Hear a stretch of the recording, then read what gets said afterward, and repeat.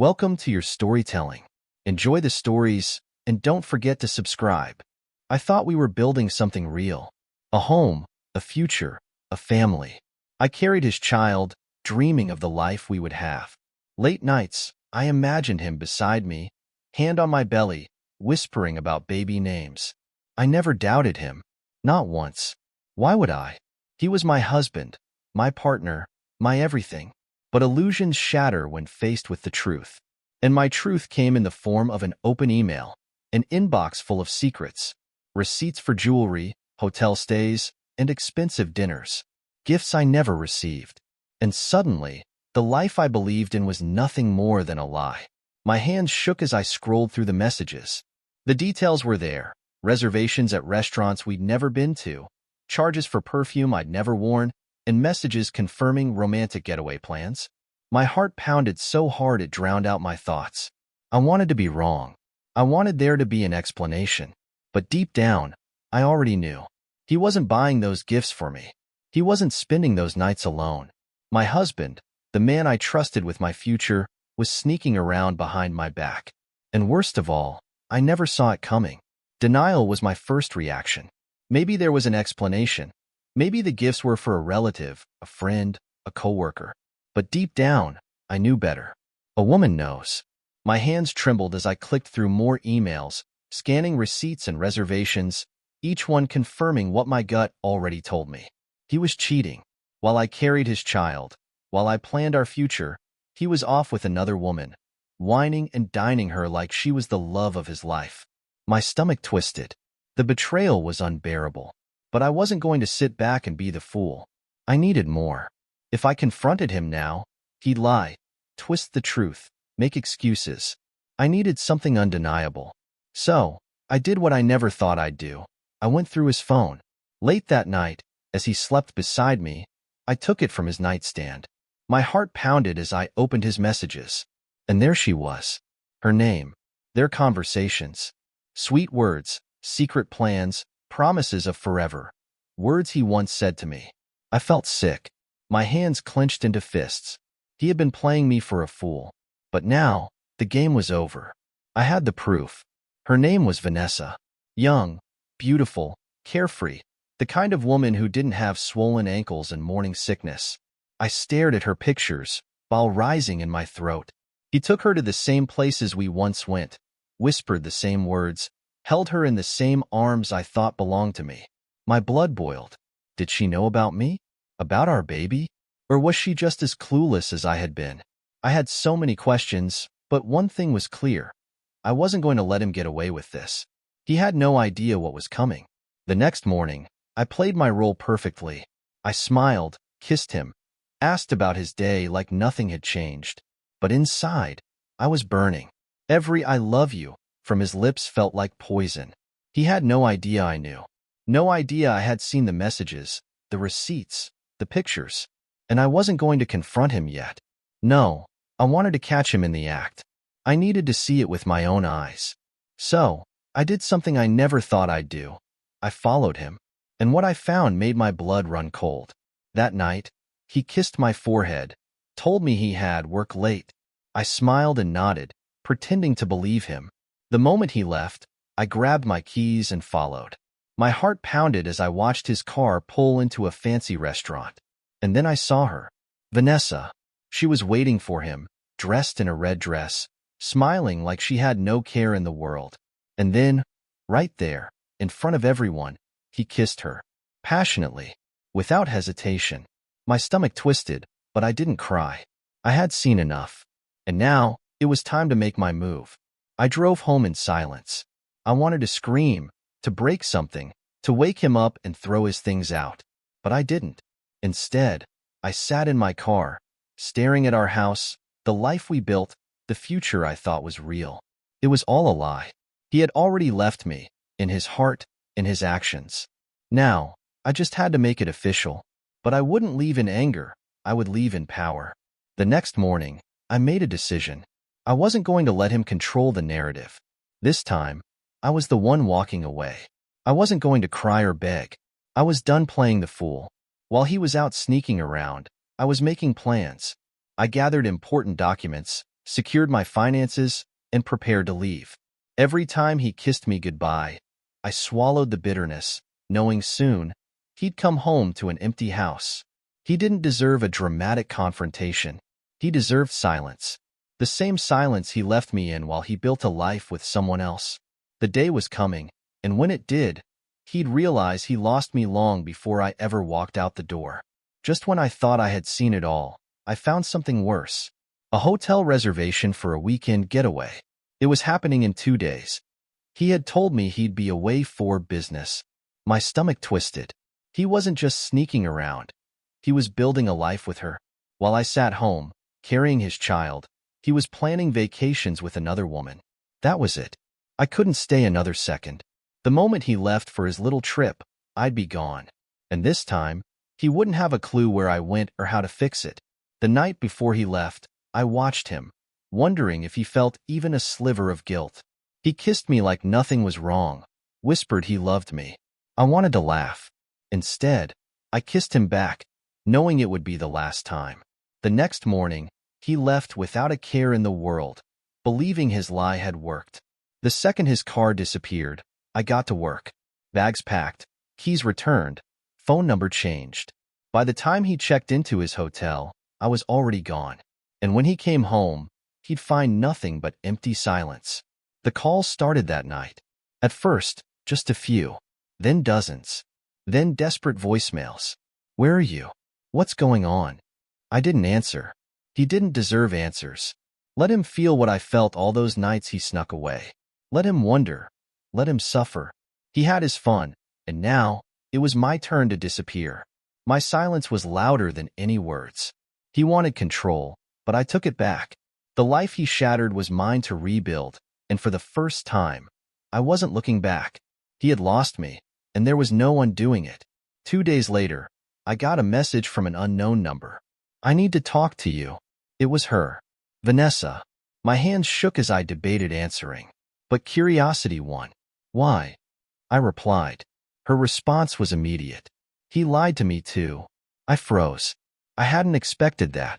Was she just another victim? I agreed to meet her, if only to hear what she had to say. Because if he had fooled both of us, I needed to know just how deep his deception ran. And for once, I wasn't the one left in the dark. Vanessa sat across from me, eyes red, face tired. I didn't know about you, she said quietly. He told me he was divorced. My stomach clenched. Of course, he had. Lies came naturally to him. I found out when I saw your pregnancy photos on his Facebook, she continued. He swore it was complicated, that he'd leave you soon. I laughed bitterly.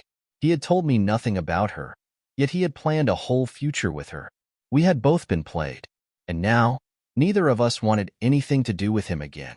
I never imagined sitting with my husband's mistress, sharing stories, comparing lies. But here we were. And surprisingly, I didn't hate her.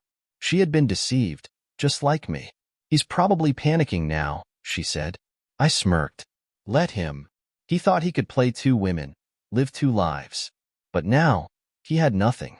Vanessa blocked him that night, cutting him off for good. I already had. For the first time, he had no control. And that, more than any revenge, was the perfect ending. He had lost both of us, and we had finally won. Days passed, and his messages turned frantic. Please talk to me. I made a mistake. I love you. I didn't respond. He had spent months lying, sneaking, betraying. Now he wanted forgiveness? No, he didn't miss me. He missed control. He wanted me back because he realized he lost everything. Vanessa and I had walked away, and without us, he had no one left to manipulate. I could picture him pacing, frustrated, confused, wondering how the women he deceived had outsmarted him. But it wasn't my problem anymore. I was free, and he was the one left suffering. For the first time in months, I felt peace. No more waiting up at night, no more second-guessing, no more pretending to be happy. I was in control of my life again. My baby and I deserved better than a man who could lie so easily. The past would not define me. I found a new place, set up my own space, and started fresh. Every time my phone buzzed, I ignored it. He was nothing to me now. The life I was building didn't include him. And that realization was the sweetest revenge of all. One evening, I heard a knock. I knew it was him before I even checked. He stood there, eyes desperate, voice trembling. "Please, just talk to me." I didn't move. "I know I hurt you. I know I was wrong. But we can fix this." Fix? He wanted to fix what he shattered beyond repair? "I'm having a baby," I said. "Your baby. And you threw it all away for her." His face fell. "I didn't mean to." I cut him off. "But you did." Then, I closed the door in his face. And this time, it stayed shut forever. He kept trying. Emails, calls, letters. "I miss you. I need you. We belong together." I laughed. Where was this energy when he was sneaking off to hotels? When he was buying her gifts? He never thought I'd leave. He expected me to wait, to forgive, to let him have his fun and still keep me around. But I was done. His regret wasn't my burden to carry. I had a future to build, a child to raise. And if he had to live with the weight of his mistakes, that was his problem, not mine. I stopped looking back. No more wondering, no more what-ifs. He had made his choice, and so had I. My life wasn't about him anymore. It was about me and the baby growing inside me. A future I controlled. A future without lies, without betrayal, without him. For the first time, I felt powerful. He had lost me, but I had found myself. And that was the real victory. As I placed my hand on my belly, I whispered, "We're going to be okay." And I knew, without a doubt, that we truly would be. Weeks passed, and the pain of his betrayal began to fade. I focused on what mattered, my baby, my health, and my happiness. I started making plans for the future, dreaming of the life I would create. The house I'd buy, the things I would teach my child. I didn't need him for any of it. I had support from friends, from family, and most importantly, I had my own strength. For the first time in years, I felt empowered.